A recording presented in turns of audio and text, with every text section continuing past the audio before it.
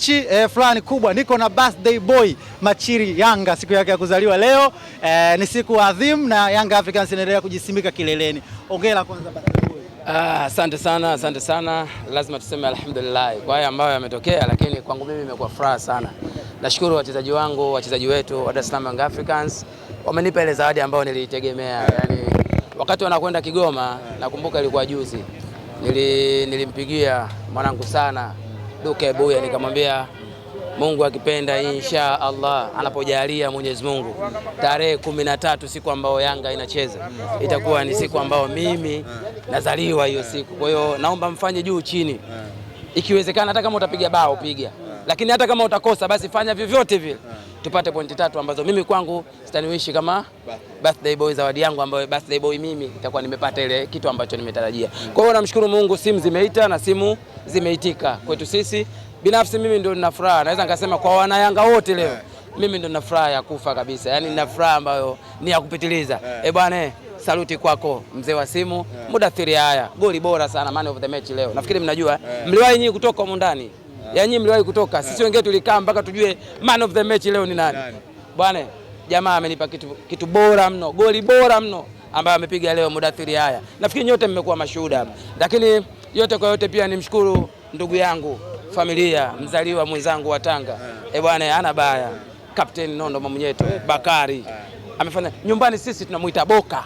Yaani unaposema Bakari Nondo Mwamunyeto, yaani uko Dar es Salaam wanaita Beka, sisi tunasema Boka. Yaani ukimuona Nondo popote muite Boka, atakuangalia hapa atacheka, huyu mtu wa nyumbani. Umeelewa vizuri? Bwana, leo ndugu yangu umeniishi vizuri sana kwa kupiga hilo goli, lakini pia ni goli bora sana ambalo amelipiga leo Mwamunyeto. Nafikiri yote kwa yote tunasema tu alhamdulillah. Mimi binafsi nimefurahi sana. Bwana, furaha kubwa sana. Niambie ndugu yangu. Tuanze kwenye goli la Bakari Nondo Mwamunyeto. Amekuwa ni mchezaji ambaye anatokea kwenye matukio muhimu ya Yanga.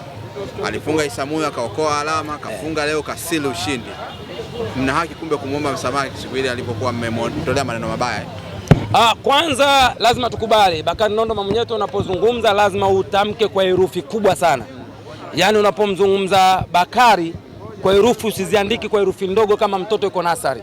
Andika kwa herufi kubwa ambazo mtu ana madiploma, mwala vizuri, mtu ambaye ni profesa ambaye amehitimu masomo yote, yani mpaka vitabu duniani vimefanya nini?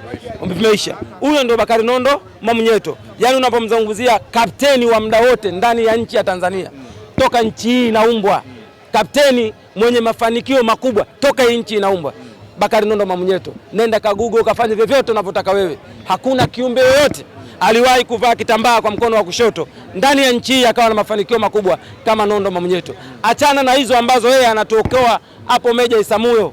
Achana na leo kwamba ndani ya Mashujaa kwamba tulikuwa tunashika ile roho kwamba goli moja sio goli, akaja akandamiza msumari wa pili. Sio huyo Nondo Mwamunyeto, kama unakumbuka, ndo mtu ambaye alifanikisha kutupeleka klabu bingwa hatua ya robo finali. Kama unakumbuka assist zake 2 anaenda kupiga kule nje. Unakumbuka Black, nafikiri ilikuwa shirikisho ilikuwa, si ndio? Nafikiri ilikuwa Club African ile kama sikosei, Rivers, ndio aenda kupiga zile assist 2. Mnakumbukumbu hizo? Huyo ni Nondo Bakari Mwamunyeto Boka, mzaliwa wa Tanga ndugu yangu. Sasa mmetangulia kucheza nyinyi. Sasa zile WhatsApp status pengine hatutazishuhudia kwa hivyo. Ngoja nikwambie kitu kimoja. Yaani kila kitu kwa sasa hivi sisi tunachokiangalia ndugu yangu Njiva, lazima nikwambie tu ukweli. Kwa Yanga sasa hivi hayupo kwa ajili ya kushindana na mtu fulani. Yanga sasa hivi hayupo kwa ajili ya kupandisha hizo maneno sio ya status sio ya wapi. Yanga sasa hivi focus yake ni kuchukua pointi 3, kwa sababu tunaamini kabisa pointi 3 ambazo tunachukua ndo zinatuweka sisi salama kwenda kuchukua ubingwa. Leo hii Yanga amechukua pointi 3. Naamini kabisa kuna mashabiki, kuna viongozi, kuna wachambuzi tayari kabisa, sio kwamba nawatukana, nawaambia tu ukweli. Yaani ukienda kuangalia kwenye nguo za ndani tayari wameshaloa. Nakwambia ukweli, yani lazima kwenye maneno magumu tuzungumze. Yaani watu wanaokuambia maneno ambayo sio ya busara. Yanga akifanya vizuri wao wanakataa, Yanga akifanya vibaya wao wanaponda zaidi, si ndio? Ndani ya nguo zao za ndani leo natamka rasmi, hao watu tayari wameshaloa. Nani? Ya Mashujaa mjini Kigoma. Lake Tanganyika ni uwanja mgumu mno. Mnaufahamu ule uwanja. Simba alikuwa anacheza nafikiri CRDB. Si ndio? Akaenda akatoa na Mashujaa, kama mnakumbuka, kati ndo anapanda nini? Anaenda hata ligi hajapanda, alikuwa nafikiri Champions, si ndio? Championship. Hawa ndo walimtoa. Kwa hiyo kwa Simba na Yanga maana yake sisi tunapokwenda kule, kwa sababu Doto alishawahi kujeruhiwa miaka hiyo. Tunaamini ipo siku wengine nao waweza kufuata. Kwa hiyo sisi tukienda tunaenda kwa tahadhari. Kilichotokea leo, Mashujaa alimheshimu sana Dar es Salaam Young Africans. Mashujaa alimheshimu mchezaji mmoja mmoja. Mashujaa aliwaheshimu maplayer wote wa Dar es Salaam Young Africans, namna wanavyocheza, performance yao ilivyo. Umeelewa? Na sisi tukasema hapana, hatubweteki. Maneno ya Julio yalitufanya sisi tujiweke vizuri, tuende kule kwa mikakati zaidi. Na ndio neno ambalo mimi nazungumza, kwa sababu Julio hakuzungumza kama kocha wa Mashujaa. Julio amezungumza kama mwanachama wa Simba Sports Club. Ndio hivyo. Yani ngoja nikwambie kitu kimoja. Yani unataka ndio hivyo, utaki ndio hivyo. Yani Julio Pierre wenyewe wanamuita sijui, si ndio? Wengine wanamuita sijui Mourinho. Wana majina mengi sana mshikaji, si ndio? Yule bwana alizungumza sio kama kocha. Kocha yote duniani anakuwa na nidhamu kwenye kuzungumza anapokuwa kwenye press. Hata anapokutana na waandishi wa habari, lazima uanze, Yanga ni timu kubwa, nitacheza kwa nidhamu, nitawaheshimu, lakini yote kwa yote tunahitaji pointi 3. Sio maneno anayozungumza yeye. Maneno aliyozungumza yeye ni maneno ambayo ametumwa na viongozi wa Simba ende akazungumza. Kwa hiyo akiwa kama mwanachama wa Simba Sports Club ameenda kuzungumza maneno ya Usimba. Na sisi leo hatujacheza na Mashujaa, bro. Tumecheza na wanachama wa Simba Sports Club. Bro, ndio hivyo. Yaani tumeenda kucheza na wanachama wa Simba Sports Club na kilichotokea sisi tuko tunaona kama Simba ndio kwa uwanjani. Kwamba wachezaji wa kigeni wengi wanaokuja huku wamechoka, ni maji ya jioni. Kwa mfano kama nani? Okelo. Wote walisema Okelo ni maji ya jioni. Wote. Max Nzengeli pia ni maji ya jioni. Bro, ngoja nikwambie kitu kimoja. Amezungumza maneno ambayo kwa sababu msemaji wa Simba asingeweza kuizungumzia Mashujaa, akaenda akampitishia maneno ya kuzungumza, kenda kaongea anachokihitaji. Huyo ametumwa. Nisikize mimi bro. Ametumwa toka yuko alikuwa na Mungu nafikiri kama sikosei alishawahi kufundisha na Mungu. Maneno yake ni hayo dhidi ya Dar es Salaam Young Africans. Lakini anapokutana na Simba anaongea kwa nidhamu, kwa kuheshimu Simba, anajua kabisa kwamba timu ambayo inakwenda nayo ni kubwa. Lakini kwa Yanga anataka kuleta maneno ambayo sio. Bwana, maneno yake yamemponza. Wewe Julio, maneno ndio amekufanya leo watoto wapigwe goli 2. Pointi 3 umenyang'anywa, pointi 3 zimeenda Dar es Salaam Young Africans. Kwanza kwa ubora wa Dar es Salaam Young Africans, lakini pili kwa kejeli na fedhea za maneno uliyozungumza ndani ya wanachama wa Dar es Salaam Young Africans, na wachezaji wamekusikia. Sisi tuna tabia fulani. Tunapokwenda kucheza na timu yoyote, tunaangalia msemaji wao anazungumza nini. Yale maneno tunayakopi, tunaingia Victown, tunaonyesha vijana bana, mmeona maneno ya Julio haya, ndio kichowaponza. Alaumiwa Julio, si ndio kocha? Sasa alaumiwa nani? Alaumiwa Julio. Wachezaji wanakosa gani? Wachezaji wamepambana, jasho limetoka, na wachezaji walikuwa wanajua kabisa ndani ya mioyo yao, wanajua kabisa uwezo wa kucheza na Dar es Salaam Young Africans hatuna. Kilichotokea pale wamewalisha tu mafuta ya mawese. Niambie ndugu yangu. Starboy ile ameondoka bila kufunga goli na ametolewa, si kawaida yake.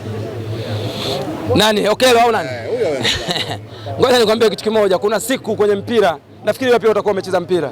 Kuna siku kwenye mpira kazini kunakuwa kuzuri na kuna siku nyingine kazini kunakuwa sio kuzuri. Mwalimu aliona alichokuwa nacho, lakini alivyotoka aliingia kunaenda kufanyika nini?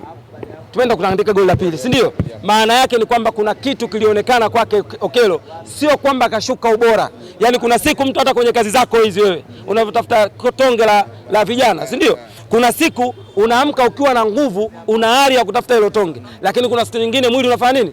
Leo kazini kwa Okelo kidogo siku yake haikuwa nzuri. Bana, birthday boy, si tukuache ukapumzike ukasherekee vizuri birthday yako ukiwa na furaha, na Wozu pia amewafurahisha Watanzania wengine. Nikwambie kitu kimoja, mnakuwa na haraka sana.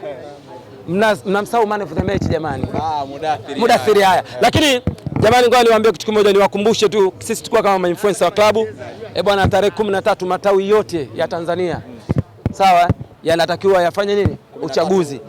Tarehe 13 hadi tarehe kuanzia leo mpaka tarehe 22 nafikiri kama sikosei, waende wakafanya nini? Uchaguzi katika yale matawi ambayo ni mageni, kuanzia matawi ya 2022 kama sikosei, yaende akafanya uchaguzi sasa, kuanza kumchagua nani kiongozi wao, ili tunapokwenda kwenye mkutano mkuu, si ndio?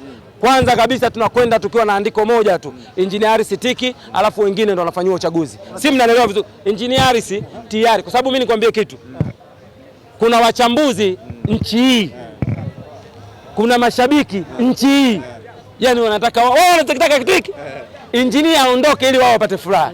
Na itoke wapi kwanza bro? Mtu anaenda kujenga uwanja ndani ya viunga vya Jangwani, si ndio? Mtu huyo ndo ametufanya sisi tucheze. Wewe toka uzaliwe ushakusikia Yanga amecheza finali za shirikisho? Tuongee tu ukweli Njiva. Toka uzaliwe Yanga ushakusikia kacheza finali za shirikisho?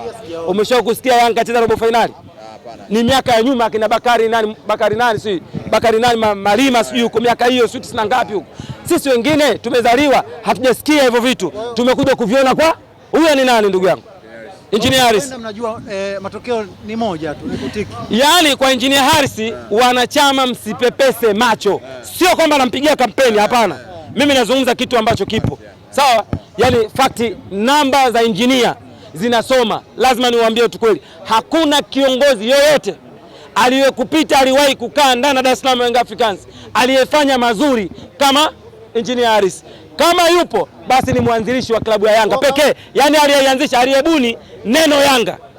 Aliyebuni neno Yanga ndio mtu ambaye unaweza kusema ndio alikuwa namba moja, alifanya jambo zuri, lakini zaidi hapo kwenye uongozi bora wa muda wote mpaka sisi tunakufa tunapata na vitukuu huko ni Engineer Harris na hakuna atakayempika. Machiri tupe kauli mbiu ya siku hii. Kauli mbiu tu inatosha. Kauli mbiu sisi ni kwamba engineer apite. Kuna kauli mbiu gani ambayo sisi tunakwambia yani tukienda pale kauli mbiu ni moja tu, lakini tutaenda na ya bosi. Yanga bingwa, si ndio? Yanga bingwa anapatikana kwa kiongozi gani sasa? Wewe unangania kimi ngoja samani. Machiri Yanga uwe rais wa klabu. Naanzia wapi? Yaani mimi naanzia wapi? So mimi tu nakutajia mwingine. Kevo. Uwe ndio rais wa klabu ya Dar es Salaam Young Africans, si ndio? Godi Yanga unaanzia wapi bro? Bwana aliye nacho anacho.